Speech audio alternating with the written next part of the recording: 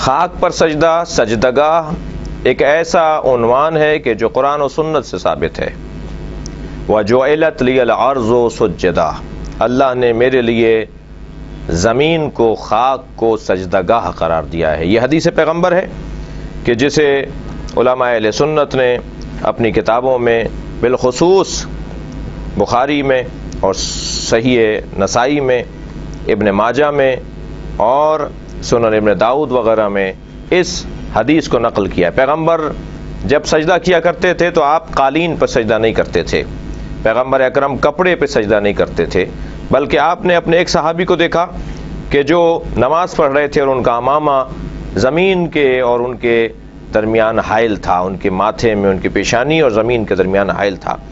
آپ نے اتنا انتظار نہیں فرمایا کہ آپ اسے نماز ختم کرنے دیتے، بلکہ آپ آگے بڑھے اس کی اہمیت کے پیش نظر، اور آپ نے اس کا امامہ اپنے ہاتھ سے اس کے سر کی جانب پیچھے ہٹا دیا تاکہ پیشانی اور زمین میں کپڑا حائل نہ ہو۔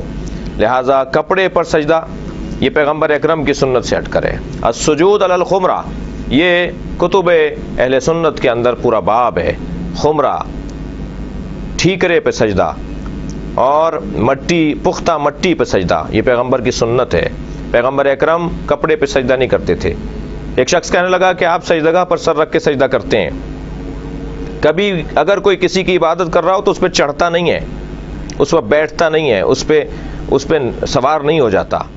ہم خانہ کعبہ کی عبادت نہیں کرتے، خانہ کعبہ کی طرف رخ کر کے اللہ کی عبادت کرتے ہیں، لہٰذا خانہ کعبہ کی چھت پر کھڑے ہو کر بھی اذان کہی جاتی رہی ہے، نبی کے زمانے میں بھی اور بعد از پیغمبر بھی۔ اسی طرح اگر سجدگاہ، جو خاک جس پر ہم سر رکھ کر سجدہ کر رہے ہیں، اگر ہم اس کو سجدہ کر رہے ہیں تو کبھی بھی اس پہ سر نہیں رکھیں گے، بلکہ اسے اپنے سر سے آگے رکھیں گے، تب جا کر اس خاک کا سجدہ شمار ہوگا۔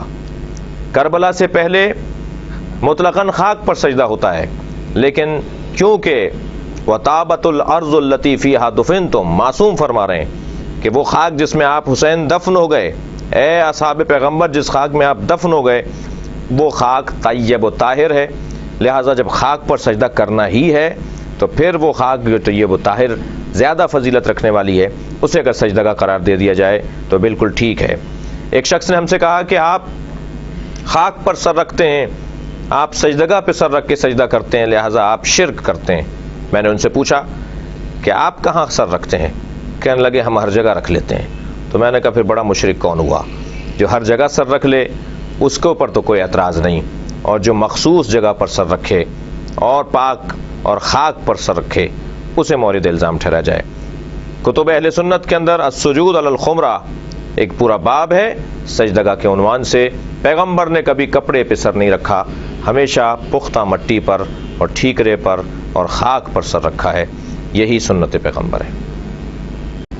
وما علینا الا البلاغ۔